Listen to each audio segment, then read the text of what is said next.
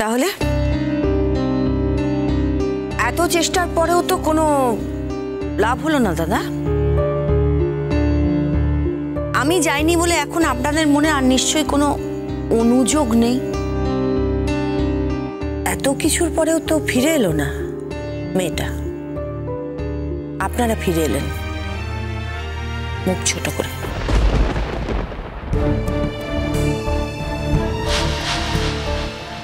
চেঁচে এতখানি অপমান নেবার কি কোনো দরকার ছিল দাদা?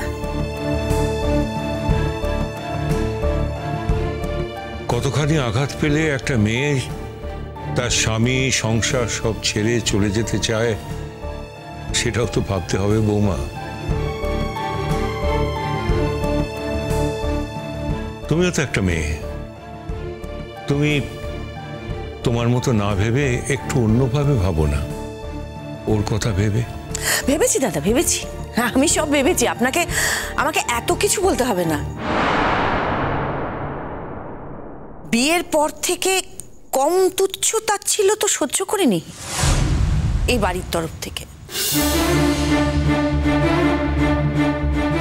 কোনোদিনও তো স্বপ্নেও ভাবিনি বাড়ি ছেড়ে যাবার কথা, এখনো ভাবি না, ভাবতে পারি না আমরা।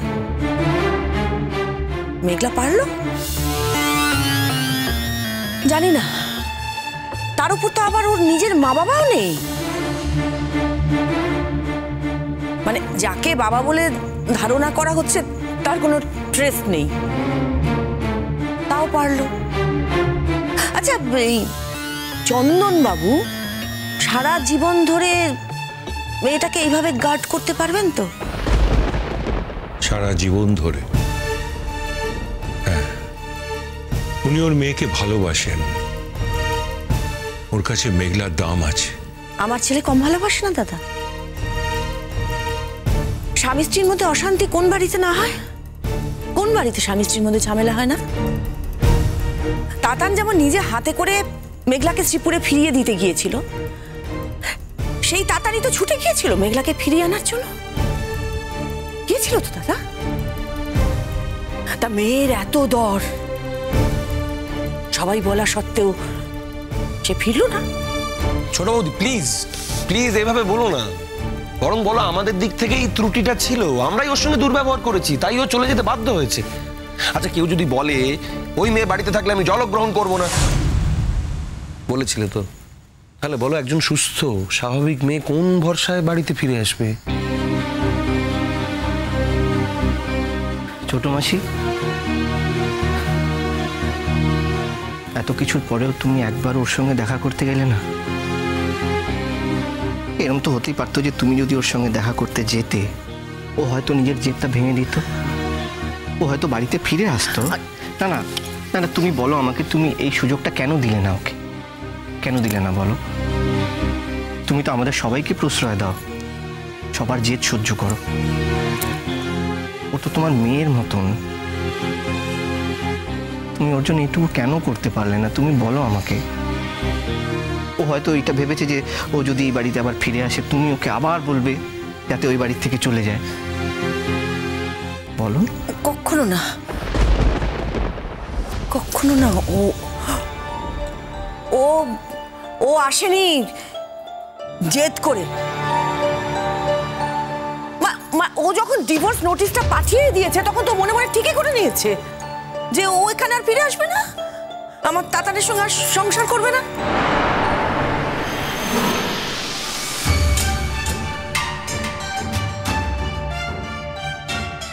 কত আশা করেছিলাম সবাই যখন গেছে মিষ্টিকে ঠিক ফিরিয়ে আনবে, কই কেউ তো ফিরিয়ে আনলো না। আমাদেরকে নিয়ে গেল না কেন? আমরা গেলে মিষ্টিকে ঠিক ফিরিয়ে আনতাম। মিষ্টি না থাকলে আমাদের বাড়িতে থাকতে আর ভালোই লাগে না, আর আর সেটাই তো কেউ বোঝে না। এই দিদি মিঠি, কি কি ব্যাপারটা কি তোমাদের? হ্যাঁ, বড়দের কথার মধ্যে ঢুকে পড়ছো কেন? যাও যাও, নিজেদের পড়ার ঘরে যাও। সত্যিদা, তুমি খুব খারাপ হয়ে গেছো, অনেক বদলে গেছো। তোমার জন্যই মিষ্টি এ বাড়ি ছেড়ে চলে গেছে। আই মিঠি, দেখ তুই তুই আমার মুখে মুখে কথা বলছিস তো? তোর মাকে আমি বলে দেবো, দাঁড়া দেখবি তোর মার হাতে তুই পিটুনি খাবি। মোটেই মা মারবে না, মাও তো আমাদের মতন মিষ্টিকে খুব ভালোবাসে।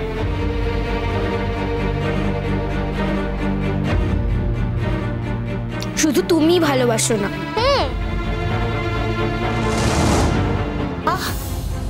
পিষ্টু, ওদের নিয়ে যা এখান থেকে। এবার সবাই মিলে আমার মাকে দোষ দেবে, অথচ শুধুমাত্র যে আমার মায়ের কথা শুনে ও এখানে আসেনি সেরকম তো নয়। এই তো অদ্রিজা সেদিন বলছিল ও নাকি এখান থেকে প্ল্যান করে গেছে, গিয়ে ওখানে আঙ্কেলের সাথে পরামর্শ করে তারপরে ডিভোর্সের চিঠি পাঠিয়েছে। তো ও যদি এত মনের জোর রাখতে পারে, আমার ভাইদা শুধুমাত্র মনের জোর রেখে ওকে ছেড়ে থাকতে পারছে না। মিষ্টু, আমার মনে হয় তোমার এই মুহূর্তে এখানে থাকার কোনো প্রয়োজন নেই। তুমি এখন এখান থেকে আসতে পারো, যাও। হ্যাঁ, সবাই যখন বাড়িতে কথা বলবে তখন কোনো দোষ হবে না, যখন আমি কথা বলবো তখনই দোষ হয়ে যাবে। এখানে আরো অনেকে আছে যাদের এখানে থাকার কোনো প্রয়োজন নেই।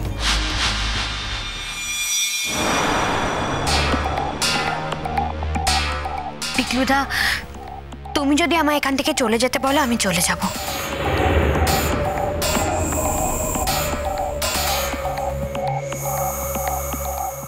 তোমার যদি আমায় কিছু বলার হয় তাহলে তুমি সরাসরি আমায় বলো, অন্যকে মিন করে আমায় এই কথাগুলো বলো না। আচ্ছা ঠিক আছে, সরাসরি বলছি, আমাদের পারিবারিক আলোচনায় আমরা তোমাকে চাই না, হয়েছে? কি হচ্ছে কি পিকলু? আমি কিচ্ছু ভুল বলিনি ছোট মাসি। আজকে যদি এই মেয়েটা এই বাড়িতে না থাকতো তাহলে মেঘলাকে বাড়ি ছেড়ে যেতে হতো না। পিকলুদা, তুমি আমায় এভাবে কথাগুলো বলতে পারলে?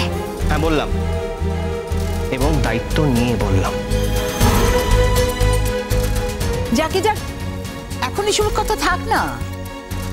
একটা কথা কিন্তু আমাকে অবাক করে দিয়েছে। মেঘলার বাবা বললেন যে ডিভোর্সের ব্যাপারে উনি কিচ্ছু জানতেন না।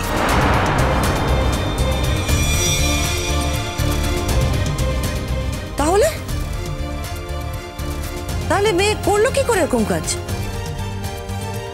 না না না, ও তো তেমন লেখাপড়া জানে না, বুদ্ধি বিবেচনাও সেরকম নেই। কি করে এরকম করলো তাহলে? ভাগ্যিস মেঘলা অত লেখাপড়া করেনি, তাই অন্তত আমাদের মনে এই সন্দেহটুকু হচ্ছে যে ও এই কাজটা একা করতে পারে না। ডিভোর্স নোটিশটা পাঠানোর পেছনে অন্য কারুর হাত আছে, এবং এটা খুব তাড়াতাড়ি প্রমাণ হয়ে যাবে। কার হাত আছে বল?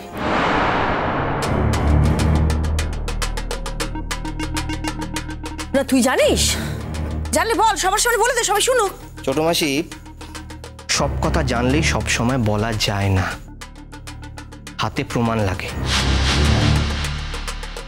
যেই আমি প্রমাণগুলো পেয়ে যাব সবাইকে জানিয়ে দেব। এই ব্যাপারটা আমি এত সহজে ছেড়ে দেব না।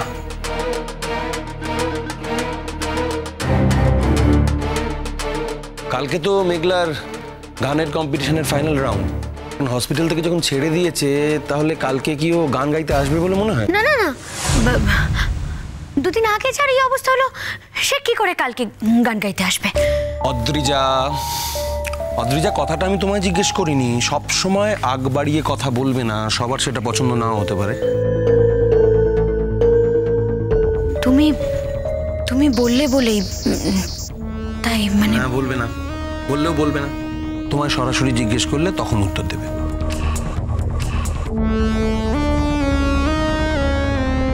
কাল মেঘলা আসুক বা না আসুক, আমি এই কম্পিটিশনে যাব।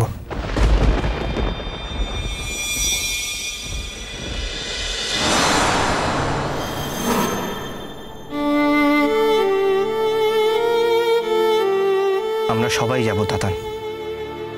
পাগলা করা, হ্যাঁ তুমি যাবে তো?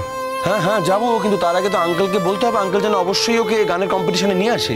কেন সবাই মিলে কেন যাবে? আকবরই আবার শুনতে যাবে যে ও তোমাদের কাছে ফিরে আসবে না। ফিরতে ওকে হবে মা, ফিরতে ওকে হবে, কারণ ওকে ছাড়া আমি থাকতে পারবো না। আর তুমি যদি তোমার ডিসিশনে স্টিক করে থাকো, তাহলে আমি বাধ্য হয়ে মেঘলাকে নিয়ে আলাদা কোথাও গিয়ে থাকবো।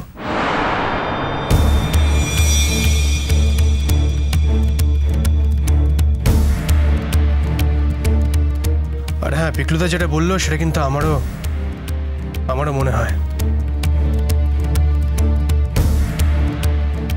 আমি বিশ্বাস করি না মেঘলাই পুরো ব্যাপারটা একা ঘটিয়েছে।